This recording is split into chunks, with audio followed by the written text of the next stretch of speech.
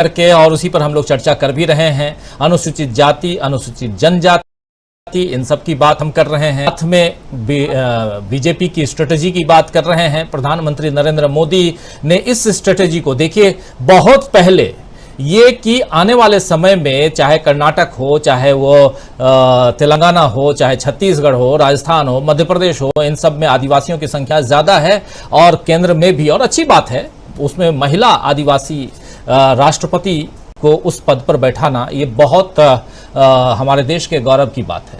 महिला, वो भी आदिवासी, गौरव की बात है।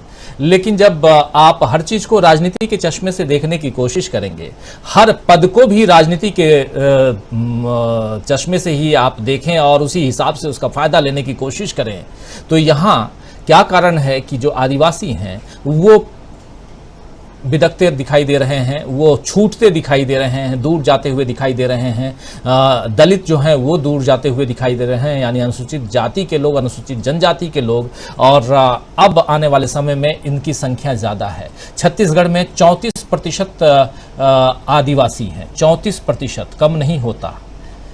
तो ऐसे में एक बहुत बड़ा फासला दिखाई दे रहा है जो हम चर्चा कर रहे हैं जब अभी। लेकिन आपको क्या कुछ दिखाई दे रहा है? क्या सचमुच साफ हो रही है 2024 की तस्वीर? बिल्कुल, आपने सही हेडलाइन लगाई है कि 2024 की तस्वीर साफ हो रही है। इसलिए साफ हो रही है, 9 साल के शासन के बाद, इतने लंबे शासन के बाद, ये लगभग 2 टेन्योर है, दूसरा टेन्योर 24 में खत्म हो जाएगा। इस सरकार के पास अपनी उपलब्धियां बताने के लिए कुछ भी नहीं है, न आर्थिक क्षेत्र में, न सामाजिक क्षेत्र में, और न ही वैज्ञानिक क्षेत्र में, न शिक्षा के क्षेत्र में, न स्वास्थ्य के क्षेत्र में। किसी फील्ड में ऐसा नहीं जिसमें अपनी उपलब्धियां बताए। कारण कि जिस दिन से इनकी सरकार बनी है, 2013 के बाद 2014 के चुनाव में जब सरकार बनी, तो इस सरकार ने अपने जो सांप्रदायिक मुद्दे थे इनको किनारे कर दिए। राम मंदिर का मुद्दा किनारे कर दिया, सांप्रदायिक मुद्दे पर उन्होंने कोई बात नहीं की। बजरंग बली जैसी कोई चीज तब थी नहीं। उस समय इनके पास ये था कि कांग्रेस का करप्शन था, जो यूपीए 2 में करप्शन था, जितना था उससे ज्यादा उसको बढ़ाकर बताया गया। एक भ्रम लोगों को पैदा हो गया कि बहुत करप्शन है, और करप्शन कुछ था भी। जिस कार्रवाई हुई, ये बात अलग है कि कार्रवाइयां साबित नहीं हो पाई, लेकिन उस समय यही लगा कि हम सबसे भ्रष्ट सरकार के अधीन हैं। लोगों को लगा इस पर कार्रवाई होगी, लेकिन जब सरकार बनी तो सरकार बनने के बाद सरकार आर्थिक एजेंडे से तत्काल हट गई और अपने चिर परिचित उसी एजेंडे पे आ गई जिस एजेंडे पर ये 1925 से चल रहे हैं, यानी सांप्रदायिक ध्रुवीकरण का एजेंडा। मैं सिर्फ एक बात कहना चाहूंगा, प्रोफेसर रविकांत जी ये बेहतर बता पाएंगे कि जब 1925 से लेकर 1947 तक जब बंटवारा चल रहा था, लाखों लोग मारे जा रहे थे, इधर से उधर दरबदर हो रहे थे, तब इनकी सांप्रदायिकता और इनके हिंदुत्व की में एक भी आदमी खड़ा नहीं हुआ। सारे लोग कांग्रेस के साथ खड़े रहे, गांधी के साथ खड़े रहे, और उन मूल्यों के साथ खड़े रहे जिसके लिए कांग्रेस लंबे समय से संघर्ष कर रही थी। तो आज ये कैसे उम्मीद कर लेते हैं कि इनका सांप्रदायिक काल चल जाएगा? तात्कालिक रूप से कहीं भले चल जाए, धीरे धीरे जहर इन्होंने फैलाना शुरू किया है। उस समय तक तो लगा कि ये जाएगा, लेकिन आदमी इस सांप्रदायिक जहर से नहीं जीता है। आदमी को शिक्षा चाहिए, स्वास्थ्य चाहिए, बेहतर जीवन चाहिए। वो कहां से मिलेगा? वो आप देंगे नहीं। न तो आपने काले धन के बारे में कोई कार्रवाई की जिसके लिए आप सूची लेके घूम रहे थे कि स्विस बैंक में इतना पैसा बाकी है। नोटबंदी आपने ऊपर से कर दी। आपके ही पहला कानून आपने यही पास किया कि जमीनें पूंजीपतियों को दी जाएंगी। वो तो कांग्रेस ने उस समय आंदोलन चलाया, दबाव पड़ा, राज्यसभा में आपका बहुमत नहीं था, इसलिए आप पीछे हट गए। उसके बाद दूसरी चीज आई, बहुत बड़ी आपदा महामारी के रूप में आई।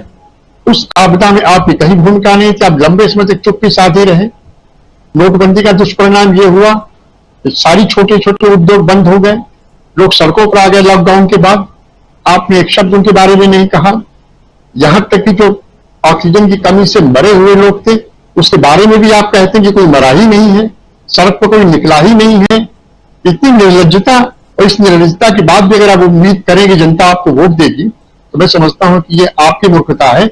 जनता इसको धीरे धीरे समझ रही है। अब आप आइए सामाजिक क्षेत्र में। यहां पर मैं एक छोटा सा उदाहरण दूंगा। पुलिस स्टेशन का थानेदार भी नहीं चाहता कि उस जिले में कानून व्यवस्था की स्थिति उत्पन्न। बेईमान से बेईमान थानेदार भी नहीं चाहता कि उसके इलाके में चोरी डकैती या इस तरह के हंगामे हो, क्योंकि उसकी जिम्मेदारी है, उसको कंट्रोल करने की उसकी जिम्मेदारी है, और आपकी सरकार है, लॉ एंड ऑर्डर इनकी जिम्मेदारी है। लेकिन कहीं न कहीं कुछ न कुछ ऐसा कर देंगे जिससे कि टकराहट हो जाएगी। ताजा उदाहरण मणिपुर है। मणिपुर से हिंदुओं का पलायन हो रहा है। जो वही स्थिति है जो 1990 में जब कश्मीर से हिंदुओं का पलायन हुआ था, तब भी राज्यपाल वही थे जो बीजेपी के बाद में मंत्री बने, जगमोहन साहब। केंद्र की सरकार इन्हीं चल रही थी भाजपा के समर्थन से, लेकिन उस इश्यू पर उन्होंने समर्थन वापस नहीं लिया। समर्थन वापस लिया मंदिर इश्यू पर, रथ के इश्यू पर समर्थन वापस लिया। यही स्थिति मणिपुर में है। हर जगह टकराने की बात, हर जगह लड़ाने की बात, हर जगह एक दूसरे के खिलाफ खड़ा कर देने की बात। अब जब सरकार बन गई है, अभी मुख्यमंत्री तय नहीं है, लोग विचार कर रहे हैं कौन बनता है कौन नहीं बनता है, ये सब 2-3 दिन में स्पष्ट हो जाएगा। लेकिन अभी से उन्हीं के द्वारा नियुक्त एक मौलाना कह रहे हैं कि हमको डिप्टी चीफ मिनिस्टर का पद चाहिए। क्यों कह रहे हैं? और जैसे ही कहते तैसे अमित मालवीय का ट्वीट, ये देखिए तुष्टीकरण शुरू हो गया, तो आप भी आदमी रखेंगे और फिर आप तुष्टीकरण करते हैं। तो सीधी सी बात है, इन सब चालों को पहले लोग समझ नहीं पाते थे, इसलिए कि पहले लोग सोशल मीडिया पर उठते नहीं थे और ज्यादातर इनको अवतार के रूप में देखते थे। धीरे धीरे ये ब्रांड अब छिलता चला गया है, इनका असर खत्म हो रहा है और कहीं भी ऐसा नहीं लगता कि इनकी कोई बात आती है। आप एक ही चीज पिछले 10 साल से रिपीट करेंगे कि भ्रष्टाचार खत्म कर दूंगा, लाल लाल आंखें दिखा दूंगा, पाकिस्तान तोड़ दूंगा और ये कर दूंगा, ये सब जब आप करते रहेंगे तो कब तक करते, चीजें खुलने लगी है। दूसरी चीज भ्रष्टाचार की अगर बात कर लीजिए तो आप सब कुछ छोड़ दीजिए, केवल एक इशू अडानी का ले लीजिए। राहुल गांधी का वो भाषण अभी भी यूट्यूब पर उपलब्ध है कि नहीं मुझे नहीं पता, लेकिन वो भाषण जिसने आप सबने सुना होगा, हमने भी सुना है, उस भाषण में ऐसी कोई चीज नहीं कही गई है जो कि इनके निजी रूप से हो। भाषण में अडानी के खिलाफ कहा गया और साफ साफ कहा गया है कि आखिर वो पैसा शेल कंपनियों से कहां से आया है। आप उस पर कोई जवाब देने के बजाय आपने पूरा का पूरा भाषण गायब करा दिया। जब राहुल गांधी ने लोकसभा के स्पीकर से कहा कि हम अपनी बात कहेंगे कि हमने कैम्ब्रिज में कहा क्या है देश के बारे में, तो उन्होंने अनुमति नहीं दी। आप राष्ट्रपति जी से मिलने के लिए लिस्ट आप बनाते हो, यानी राष्ट्रपति जी को आपने एक हाई सिक्योरिटी जेल में बंद रखा है कि मैं जो कहूंगा उसी से आप मिलिएगा, और फिर भी आप उम्मीद करते हैं कि आदिवासी, आप यकीन करें कि आपने उनकी एक महिला को आपने बना दिया। महामहिम की व्यथा क्या होगी मुझे नहीं पता, लेकिन मुझे बिल्कुल ये अंदाजा है कि वो भी इससे खुश नहीं होंगे। लेकिन अब वो कुछ कर नहीं सकती क्योंकि इस तरह का ऐसे पद पर है कि अब वो कुछ तमाशा नहीं खड़ा करते, उनको खड़ा करना भी नहीं चाहिए। और राज्यसभा के उपसभापति जो बंगाल के गवर्नर थे, उन्होंने उस सरकार को गिराने के लिए क्या क्या उपक्रम नहीं किए सबको पता है। तो प्रधानमंत्री जी की ये आदत है कि वो न सिर्फ अपने कैबिनेट पर भारी पड़ते हैं, बल्कि वो लोकसभा के स्पीकर की संवैधानिक स्थिति पर भारी पड़ते हैं, उपराष्ट्रपति पर भारी पड़ते हैं और राष्ट्रपति पर भारी तो नहीं पड़ते हैं, लेकिन जिस तरीके से उन्होंने अपना रूप दिखाया है उसे साफ लगता है कि उनकी निगरानी करना चाहते हैं कि इनसे कोई मिले न। ऐसी स्थिति में एक मुझे साफ साफ नजर आ रहा है कि अब इनका जो शिराजत था, जो उनकी तस्वीर थी, वो धूमिल हो चुकी है, चीजें खुल गई हैं और अब इनके पास सिवा इस सांप्रदायिक कार्ड के कुछ भी नहीं है जो आगे बढ़ाएं। लेकिन कर्नाटक की जनता को मैं बिल्कुल ही धन्यवाद देना चाहूंगा। उन्होंने बड़ा बजरंगबली के इशू पे 1 मिनट के लिए लगा था कि जैसे ही उसमें बजरंगबली की एंट्री हुई, इनकी बातें खुल गई। इनको लगा कि अब ये मुद्दा आ गया है, अब कांग्रेस में बैकफुट पर जाएगी, लोग लगेंगे माफी मांगने और पीछे हटने लगेंगे। लेकिन कुछ भी नहीं हुआ। 2-3 घंटे तक चला गोदी मीडिया में, होता रहा। मैं बहुत ज्यादा नहीं देखता, कभी कभार नजर पड़ जाती देख लेता हूं, लेकिन कुछ भी नहीं हुआ। और तब इनको लगा कि, और यहीं पर एक और मैं बात जोड़ना चाहूंगा चुनाव आयोग की। हमने पूरी नौकरी में 80 से लेकर 2013 तक में नौकरी में रहा, 79 से 2013 तक। इस नौकरी में कम से कम 10 चुनाव हमने कराए हैं, या तो खुद चुनाव के इंचार्ज के रूप में और नहीं तो चुनाव में प्रतिभाग के रूप में।